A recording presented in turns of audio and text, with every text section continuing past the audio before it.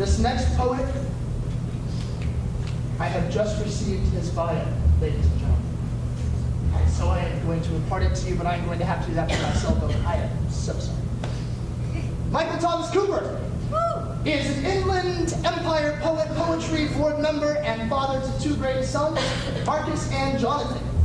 His newest book, Uncity Lean, is forthcoming from Alternating Current Press. And Michael, I was going to ask if it's out in the lobby, but it's upcoming, so no, it's not, but you should all look it up. For more poems and ideas, check out the Facebook. He's got links to his blog up there. He also creates Fractured Tentacle, which is a most monthly video series on YouTube. Fractured Tentacle. Ladies and gentlemen, Michael Thomas.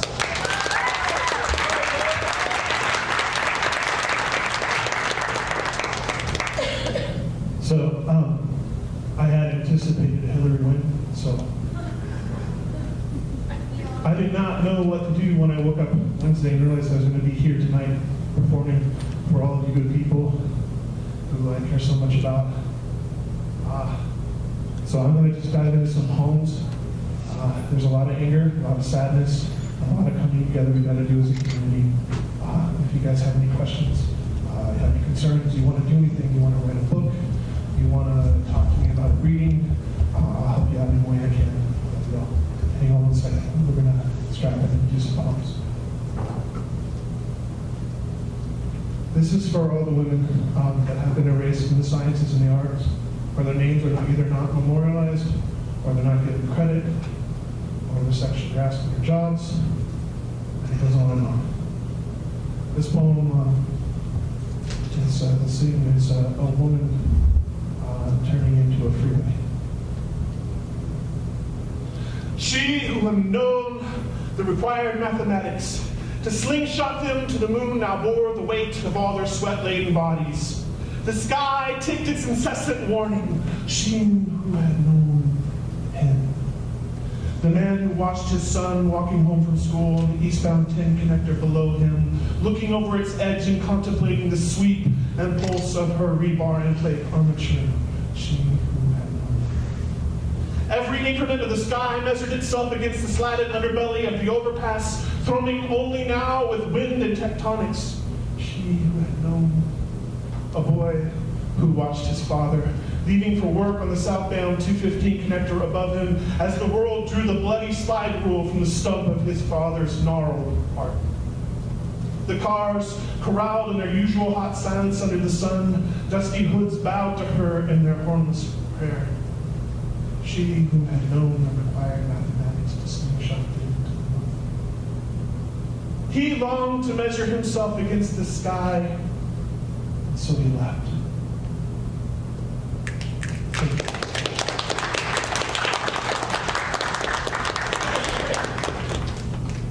I need a vote. I got a poem about being erased in a hospital, and I've got a poem that's somewhat about the election.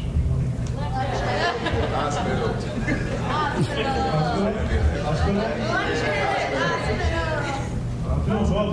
All right, I'll do the sort of election thing. The most immediate source of danger is our friends, our family that we all hold dear, all of their armaments and treaties extended out to us in plain view. I don't know who I am, said the man to the wisp of his reflection in the medicine cabinet's mirror while he rocked, naked and wet on the lip of his bathtub.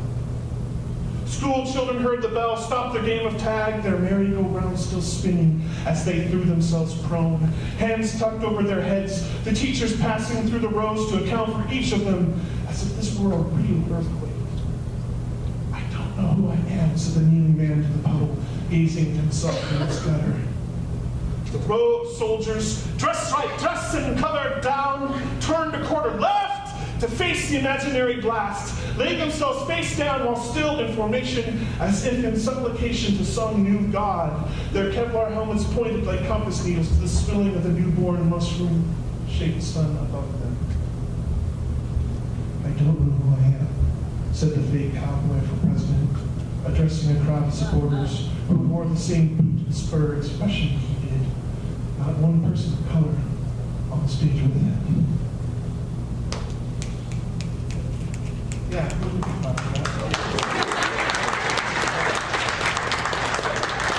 like it, but that we're going to address it and we're going to stand up and face it. The absence of a nuclear fireball made our real sun seem somehow greater, as it played its fingers along the holes of our submarines. I'm sorry, I don't know who I am, said the father, sobbing with his head in the lap of his 40-year-old son as the boy stroked his hair.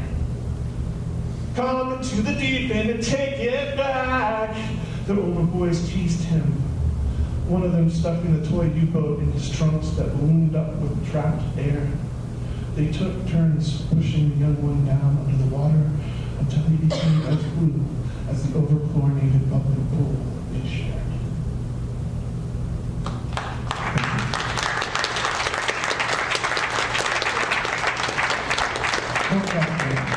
All of those poets are here for you. All of the administrators, all the teachers are here. We want to help. Let's talk.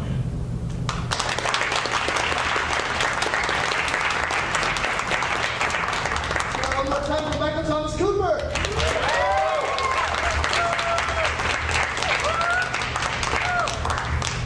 Y'all aren't sick of the election yet?